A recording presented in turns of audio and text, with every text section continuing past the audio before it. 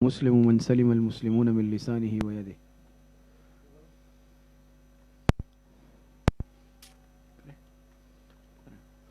بسم اللہ الرحمن الرحیم. تمام طالبات کتابیں کھول لیں. شش ماہی کے اختتام کے بعد جو حدیث آج پڑھیں گے 33 نمبر ہے. المسلم من سلم المسلمون من لسانه ويده، یہاں سے ہے. تو یہ آج پڑھتے ہیں. بسم اللہ الرحمن الرحیم. قال رسول اللہ صلی اللہ علیہ وسلم المسلم من سلم المسلمون من لسانه ويده والمؤمن من أمنه الناس على دمائهم وأموالهم والمجاهد من جاهد نفسه في طاعة الله والمهاجر من هجر الخطايا والذنوب. ترجمہ سن لیں. جناب رسول اللہ صلی اللہ علیہ وسلم کا ارشاد مبارک ہے کہ کامل مسلمان وہ ہے، المسلم، کامل مسلمان وہ ہے، حقیقی مسلمان وہ ہے، من سلم المسلمون من لسانه ویدہ، کہ دوسرے مسلمان اس کی زبان اور ہاتھ کی ایذا سے محفوظ رہے. والمؤمن من امنہ الناس علی دمائهم واموالهم، اور کامل مومن وہ ہے، حقیقی مومن وہ ہے کہ دوسرے لوگ اپنی جانوں اور اپنے مالوں سے متعلق اس سے امن میں رہے، مأمون رہے. کامل مومن وہ ہے کہ دوسرے لوگ اپنی جان اور اپنے مال کے بارے میں اس سے محفوظ رہے، اپنے آپ کو محفوظ تصور کرے. والمجاہد من جاہد نفسه فی طاعت اللہ، حقیقی مجاہد وہ ہے کہ جو اپنے نفس سے جہاد کرتا ہے اللہ پاک کی اطاعت میں، اپنے نفس سے مقابلہ کرتا ہے. والمہاجر من حجر الخطایا والذنوب، اور حقیقی مہاجر وہ ہے کہ جو گناہوں کو، جو خطاؤں کو اور گناہوں کو چھوڑ دے. اس حدیث مبارکہ میں حضور علیہ الصلوۃ والسلام نے 4 باتیں ارشاد فرمائی ہیں. پہلی بات کامل مسلمان کون ہے، دوسری بات کامل مومن کون ہے، تیسری بات حقیقی مجاہد کون ہے، اور چوتھی بات حقیقی مہاجر کون ہے. تو پہلی بات ارشاد فرمائے المسلم من سلم المسلمون من لسانه ویدہ. مسلمان وہ ہے، اگر اس کا ہم یہ معنی کریں، مسلمان وہ ہے کہ جس کی زبان اور ہاتھ کے ایذا سے دوسرے مسلمان محفوظ رہے. تو اس پہ یہ اشکال ہوگا کہ اگر کوئی اپنی زبان اور ہاتھ سے کسی کو ایذا پہنچائے تو کیا وہ مسلمان نہیں رہے گا؟ کیا وہ دائرہ اسلام سے خارج ہو جائے گا؟ المسلم کی قید لگائی. تو اسی لیے دیکھیں ہم ترجمہ کرتے ہیں المسلم، کامل مسلمان. اگر کوئی اپنی زبان یا ہاتھ پیر سے کسی کو اذیت پہنچائے تو گناہ گار تو ہوگا، گناہ کا عمل ہے، حساب دینا پڑے گا، لیکن ایسا شخص دائرہ اسلام سے نہیں نکلے گا. یہ مسلمان رہے گا لیکن کامل مسلمان نہیں ہوگا، حقیقی مسلمان نہیں ہوگا، یا جیسے ہم کہتے ہیں کہ مسلمان کہلانے کے لائق نہیں ہوگا. کیوں؟ مسلمان یہ نکلا ہی سلامتی سے ہے. اس کا جو مادہ ہے سلمہ، یہ سلامتی سے ہے. ایک مسلمان میں سر تاپا سلامتی پڑی ہوئی ہوتی ہے، یہ کسی کے لیے تکلیف اور اذیت کا باعث نہیں بنتا. تو فرمایا کامل مسلمان وہ ہے، حقیقی مسلمان وہ ہے، صحیح معنوں میں مسلمان وہ ہے، بہترین مسلمان وہ ہے کہ دوسرے مسلمان اس کی زبان اور ہاتھ کے ایذا سے محفوظ رہے. تو المسلم یہاں پر اس سے مراد کیا ہے؟ یہاں اس سے مراد ہے کہ حقیقی مسلمان، کامل مسلمان. اب معنی صحیح ہو گیا. دوسری بات اس حدیث میں فرمایا من سلم المسلمون، مسلمون کی قید ہے کہ دوسرے مسلمان اس کی زبان اور ہاتھ کے ایذا سے محفوظ رہے. دوسرے مسلمان، تو کیا غیر مسلموں کو اذیت دی جا سکتی ہے؟ غیر مسلموں کو، کافروں کو کیا اذیت دینا جائز ہے؟ بالکل جائز نہیں ہے بلا وجہ. پھر یہاں پر المسلمون کیوں فرمایا؟ تو علماء نے لکھا ہے کہ المسلمون کی جو قید ہے یہ عموم معاشرت کی وجہ سے ہے کہ عام طور پر ہمارا رہنا سہنا مسلمانوں کے درمیان ہی ہوتا ہے. پیر کسی بھی ذریعے سے ایذا پہنچانا جائز نہیں ہے. جس طرح مسلمانوں کو پہنچانا جائز نہیں ہے ایذا، اسی طرح غیر مسلموں کو بھی جائز نہیں ہے. بلکہ دین اسلام تو اتنا جامع دین ہے کہ مسلمان کیا، کافر کیا، جانوروں کے بھی حقوق ہیں کہ جانوروں کو بھی اذیت پہنچانا جائز نہیں. بہت ساری حدیثیں ہیں کہ جس میں جانوروں کے حقوق حضور علیہ السلام نے بیان فرمائے. تو یہ جو المسلمون ہے یہ عموم ہے، معاون اور ہاتھ کے علاوہ دوسرے اعضاء سے اذیت پہنچانا جائز ہے؟ کیونکہ یہاں تو تذکرہ صرف زبان کا ہے اور ہاتھ کا ہے، تو اگر کوئی پیر کے ذریعے اذیت پہنچا رہا ہے، کسی اور ذرائع سے پہنچا رہا ہے، نقل اتار کر پہنچا رہا ہے، تو کیا جائز ہے؟ جائز نہیں ہے۔ پھر ان دو اعضاء کو خاص کیوں ذکر کیا؟ تو دو اعضاء کو خاص اس لیے ذکر کیا کہ عام طور پر یہ اعضاء اذیت کے لیے استعمال کیے جاتے ہیں، ورنہ مراد عمومی ہے۔ خاص طور پر انسان جب اذیت پہنچاتا ہے یا تو زبان چلاتا ہے، زبان سے برا بلا کہتا ہے، اور یا پھر ہاتھ استعمال کرتا ہے، ورنہ یہ دو اعضاء خاص طور پر اس لیے ذکر کیے کہ عمومی استعمال ان کا ہوتا ہے، عمومی طور پر یہ دو اعضاء ملوث ہوتے ہیں۔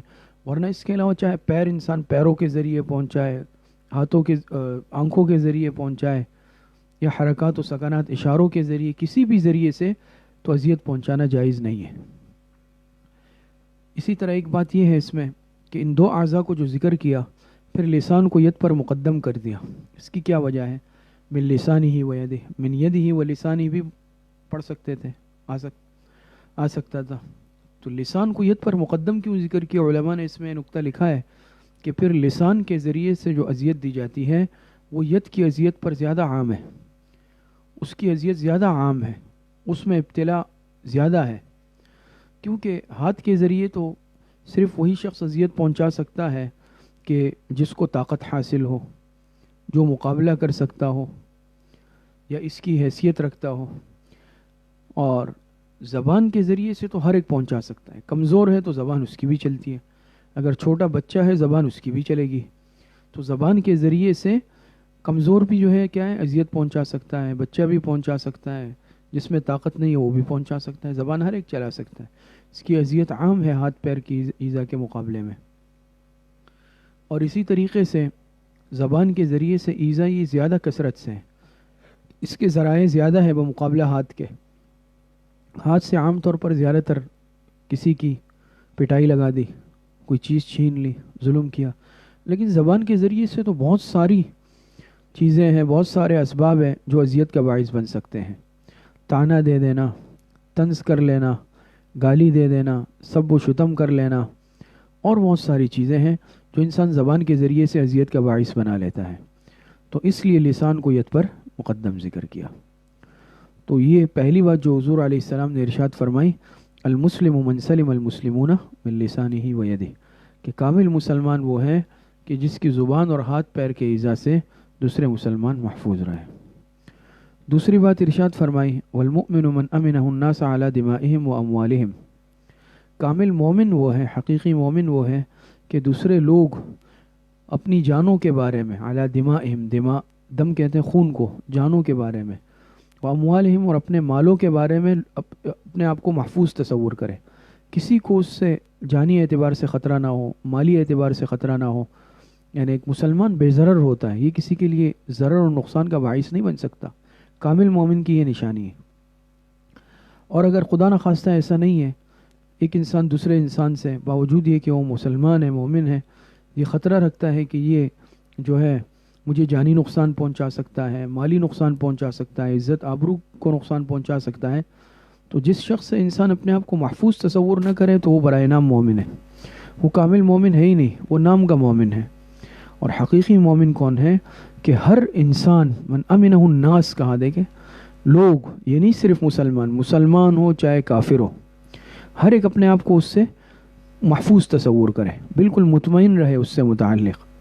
جیسے ہوتا ہے نا دنیا میں دو طرح کے لوگ ہوتے ہیں کہ یہ آدمی قابل اطمینان ہے، اس کے ساتھ معاملہ کیا جا سکتا ہے، پڑوس رکھا جا سکتا ہے، لین دین کیا جا سکتا ہے، اور بعض لوگ یہ ہوتے ہیں ہم کہتے ہیں بھئی یہ آدمی قابل اطمینان نہیں ہے، یہ صحیح نہیں ہے، اس سے ڈر لگتا ہے، کوئی اس سے لین دین کا معاملہ بھی نہیں کرتا، اور کوئی اس کے ساتھ دوسرے معاملات، تعلقات، معاشرت، شادی بیاہ، رشتے بھی نہیں کرتا، ڈر محسوس ہوتا ہے۔ تو کامل ایمان والا تو ہے ہی کہ ہر انسان اس سے اپنے آپ کو محفوظ تصور کرے۔ تیسری بات فرمائی، والمجاہد من جاہد نفسہ فی طاعت اللہ، حقیقی مجاہد تو یہی ہے کہ جو اپنی جان مال کے ذریعے سے جہاد کرے، جس کو جہاد بالنفس ہے، جہاد بالمال ہے، جہاد بالسیف ہے، یہ سارے ذرائع ہیں، بہت ساری صورتیں ہیں کہ انسان دشمن سے مقابلے میں سارے ذرائع استعمال کرے، تو وہ آدمی مجاہد ہے، اور حقیقت میں مجاہد ہے کہ جو دشمن سے مقابلے کے لیے میدان میں آتا ہے، اور اس سے مقابلہ کرتا ہے. صحابہ اکرام رضوان اللہ علیہم اجمعین، حضور علیہ السلام کی سیرت آپ دیکھ لیں، پڑھ لیں، کتنے غزوات ہوئے ہیں، سرایا ہوئے ہیں، دشمن سے مقابلہ ہوا ہے. لیکن جناب رسول اللہ صلی اللہ علیہ وسلم اس حدیث مبارکہ میں ارشاد فرما رہے ہیں کہ والمجاہد من جاہد نفسہ فی طاعت اللہ، جہاد بالنفس یہ سب سے افضل ہے. دشمن سے لڑنا بھی جہاد، دشمن سے مقابلہ کرنا بھی جہاد، تلوار اٹھانا بھی جہاد. لیکن آپ علیہ السلام نے فرمایا کہ حقیقی مجاہد تو وہی ہے کہ جو اپنے نفس کے ساتھ جہاد کرے، اپنے نفس کے ساتھ لڑائی کرے اللہ پاک کی اطاعت میں. یاد رکھیں حقیقی مجاہد بھی وہی ہے. آج نفس ہم پر غالب ہے، ہم مغلوب ہو چکے ہیں. نفس جو کہتا ہے ہم وہی کرتے ہیں، نفس جس گناہ کا تقاضا کرتا ہے ہم وہی کرتے ہیں، اللہ پاک کی اطاعت ہم نہیں کرتے. تو ہم نفس کے مقابلے میں کمزور ہو گئے نا. اور یہ مقابلہ، ایک دشمن تو خارجی ہوتا ہے، ایک دشمن ہمارے اندر بیٹھا ہوا ہے، وہ نفس ہے. تو نفس سے بھی مقابلہ ہے. ان النفس لامارۃ وما ابرئ نفسی، قرآن میں ان النفس لامارۃ بالسوء. تو یہ نفس سے بھی مقابلہ ہے، یہ بھی جہاد ہے، اور یہ سب سے افضل جہاد ہے کہ ایک انسان اپنے نفس سے جہاد کرے اور اپنے نفس کو قابو میں کر لے، اپنے نفس کو کنٹرول میں کر لے، اور نفس کے ذریعے سے جہاد کرے، نفس سے مقابلہ کرے. نفس گناہوں کا تقاضا کرتا ہے، نفس گناہ چاہتا ہے. جی جی جی بات بھی نہیں کر رہے، ایسے ہی کیا ہے، تنگ کیا. تو حقیقی جہاد یہ ہے، اور مجاہد وہ ہے کہ جو نفس کے سے مقابلہ کرے، اپنے نفس کو چت کر دے، نفس گناہوں کا تقاضا کرے اور یہ گناہوں سے رک جائے. نفس اس کو گناہوں پر آمادہ کرے لیکن یہ گناہوں کی طرف مائل نہ ہو. آج دیکھ لینا ہم کس طرح خواہشات ہم پر غالب ہو چکی ہیں، اور ہم کس طرح خواہشات سے مغلوب ہو چکے ہیں. نفس جو تقاضا کرتا ہے ہم فوراً اس کو پورا کرتے ہیں، فوراً.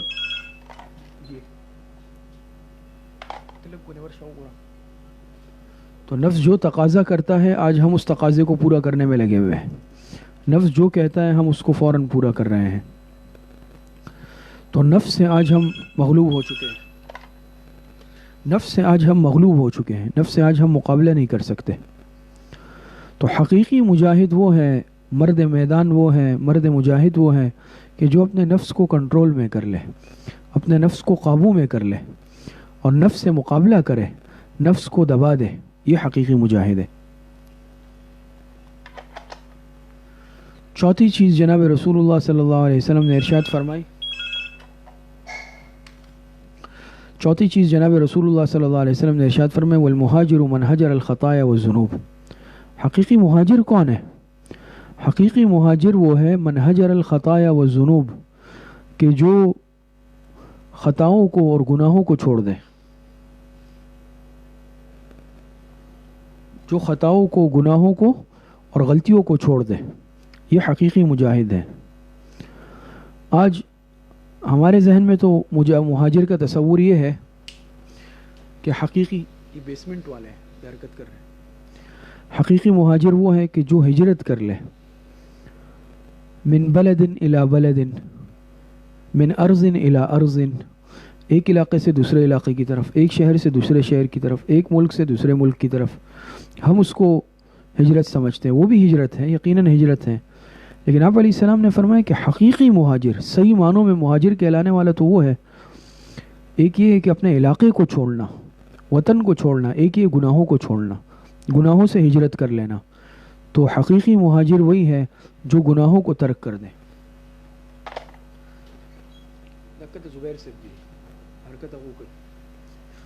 تو حقیقی مہاجر وہ ہے کہ جو خطاؤں کو اور غلطیوں کو چھوڑ دے، گناہوں کو ترک کر دے. حقیقی مہاجر وہ ہے، اور مہاجر کہلانے کے لائق بھی وہی انسان ہے کہ جو گناہوں کو چھوڑ دے. آج دیکھ لیں کہ ہم حقیقی مہاجر ہیں یا نہیں ہیں. آج اس بنیاد پر تو ہم آپس میں تفاخر کرتے ہیں، مقابلے کرتے ہیں، آپس میں اس بنیاد پر نفرتیں ہیں کہ میں مہاجر ہوں، میں فلاں ہوں، میں فلاں قوم سے ہوں، میں فلاں قوم سے ہوں. وہ اپنی جگہ. لیکن حقیقی مہاجر اور حقیقی فضیلت کا ذریعہ، کامیابی کا ذریعہ، یہ وہ ہجرت ہے کہ جو انسان حقیقی مہاجر، اور مہاجر وہ ہے کہ جو گناہوں کو ترک کر دے، گناہوں والی زندگی چھوڑ دے اور نیکی والی زندگی کی طرف آ جائے. یہ حقیقی مہاجر کہلاتا ہے. آپ علیہ السلام نے فرمایا کہ والمہاجر من ہجر الخطایا والذنوب، علاقے کو چھوڑنا کمال نہیں ہے، وطن کو چھوڑنا کمال نہیں ہے، بڑی بات نہیں ہے، یہ ہجرت تو ہوتی ہے۔ کامیاب انسان وہ ہے کہ جو گناہوں والی زندگی کو الوداع کہہ دے، گناہوں والی زندگی کو چھوڑ لے، یہ اصل مہاجر کہلاتا ہے۔ اور حقیقی مہاجر ہے ہی وہی انسان کہ المہاجر من ہجر الخطایا والذنوب، کہ جو گناہوں کو چھوڑ دے، خطاؤں کو چھوڑ دے اور نیکی والے راستے کو اختیار کر لے، تقوی والی زندگی اختیار کر لے، تو حقیقی مہاجر آپ علیہ السلام نے فرمایا من ہجر الخطایا والذنوب، حقیقی مہاجر تو بھئی وہ مہاجر ہے کہ جو گناہوں کو چھوڑ دے اور جو برائی والی زندگی کو چھوڑ دے۔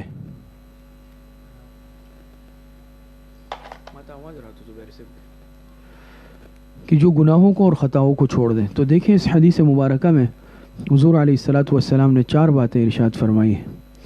پہلی بات آپ علیہ السلام نے ارشاد فرمایا المسلم من سلم المسلمون من لسانہ ویدہ۔ کامل مسلمان کون ہے؟ کامل مسلمان کی نشانی، کامل مسلمان کی علامت حضور علیہ السلام نے جو ارشاد فرمائی ہے وہ یہ ہے کہ المسلم من سلم المسلمون من لسانہ ویدہ۔ کامل مسلمان، حقیقی مسلمان، مسلمان کہلانے کے لائق انسان وہ ہے کہ دوسرے مسلمان بھی ہو، چاہے پھر مسلمان ہو، غیر مسلم ہو، کوئی بھی ہو، مطلقاً انسان مراد ہے، اس کی زبان اور اس کے ہاتھ کے ایذا سے محفوظ رہے، پھر چاہے وہ ایذا زبان ہاتھ کے ذریعے ہو یا کسی بھی ذریعے سے ہو، کیونکہ اور بھی ذرائع ہیں ایذا کے۔ ہم عام طور پر یہ سمجھتے ہیں کہ صرف ضرب ہے، مارنا ہے، پٹائی لگانا ہے، صرف یہی ہے کیا ہے ایذا ہے۔ تو ایذا جس طرح ہاتھ پیر کے ذریعے ہوتی ہے، زبان کے ذریعے سے بھی ہوتی ہے، حرکات سکنات کے ذریعے سے بھی ہوتی ہے، کسی کی نقل اتارنا، کسی کو منہ چڑھانا، اسی طریقے سے انسان کسی کی بے عزتی کرنے کے لیے اس کی تصاویر بنائے، کارٹون بنائے یا اس طرح کا کوئی طریقہ تضحیک کے لیے اختیار کرے، یہ بھی اذیت کا ذریعہ ہے۔ تو جتنے بھی ذرائع ہیں اذیت کے وہ سب کے سب اس میں داخل ہے، انسان کسی بھی ذریعے کو استعمال کرے۔ اور دوسری چیز والمؤمن من امنہ الناس علی دمائہم واموالہم، حقیقی مومن وہ ہے کہ دوسرے انسان اپنی جانوں اور اپنے مال کے بارے میں اس سے اپنے آپ کو معمون اور محفوظ تصور کرے، کسی کو اس سے خطرہ نہ ہو، کوئی اس سے خطرہ نہ رکھے، کوئی اس سے ڈر اور خوف نہ رکھے۔ مسلمان وہ ہو ہی نہیں سکتا کہ جس سے لوگ ڈرتے ہوں، خوف رکھیں۔ آج ہماری کیا حالت ہے کہ آج ایک مسلمان دوسرے مسلمان سے خوف کھاتا ہے، ڈرتا ہے کہ یہ مجھے نقصان پہنچا دے گا، تو یہ تو کوئی ایمان نہیں ہے۔ والمجاہد من جاہد نفسہ فی طاعت اللہ، ہم تو عام طور پر مجاہد صرف اس کو سمجھتے ہیں جو میدان جنگ میں کارنامے انجام دے، وہ یقیناً مجاہد ہے، مجاہد فی سبیل اللہ ہے، یقیناً ہے، پھر چاہے تلوار کے ذریعے سے کرے، مال کے ذریعے سے کرے، قلم کے ذریعے سے کرے، لسان کے ذریعے سے کرے۔ لیکن ایک مجاہد اور بھی ہے جو حقیقی مجاہد ہے، اور وہ یہ ہے کہ جو اپنے نفس سے مقابلہ کرے، اپنے نفس کو پچھاڑ دے، اپنے نفس کو مغلوب کر دے اللہ پاک کی اطاعت والے کاموں میں۔ نفس کہتا ہے فلاں گناہ کر لو، فلاں گناہ کر لو، ہم فوراً کر لیتے ہیں۔ نفس ہمیں آج نیکی سے روکتا ہے، ہم نہیں کرتے نیکی کے کام، عبادت سے رک جاتے ہیں، اطاعت سے رک جاتے ہیں۔ لیکن حقیقی جو مجاہد ہوتا ہے وہ اپنے نفس کی نہیں سنتا، وہ اللہ اور اس کے رسول کے احکامات پر چلتا ہے، وہ اپنے نفس پر غالب آ جاتا ہے، نفس کو مغلوب کر دیتا ہے۔ اور چوتھی بات فرمائی والمہاجر من ہجر الخطایا والذنوب، کہ حقیقی مہاجر کون ہے؟ عام طور پر تو ہم اسی کو سمجھتے ہیں کہ جو ایک وطن سے دوسرے وطن آ جائے، ایک وطن چھوڑ دے، ایک سرزمین چھوڑ دے، ایک علاقہ چھوڑ دے، دوسرے علاقے کی طرف ہجرت کر لے، یقیناً یہ مہاجر ہے۔ لیکن حقیقی مہاجر، کامل مہاجر اور مہاجر کہلانے کے لائق انسان وہ ہے کہ جو گناہوں والی، خطاؤں والی، برائیوں والی زندگی کو چھوڑ دے اور اس کو چھوڑ کر اس سے ہجرت کر لے نیکیوں والی زندگی کی طرف، اچھائی کی زندگی کی طرف، نیک اعمال کی طرف، تقوی کی طرف ہجرت کر لے، یہ شخص در حقیقت مہاجر کہلانے کے لائق ہے۔ تو یہ انتہائی 4 قیمتی نصائح جناب رسول اللہ صلی اللہ علیہ وسلم نے ارشاد فرمائے ہیں۔ اللہ پاک مجھے بھی اور آپ سب کو صحیح عمل کی توفیق عطا فرمائے۔ وآخر دعوانا ان الحمد للہ رب العالمین۔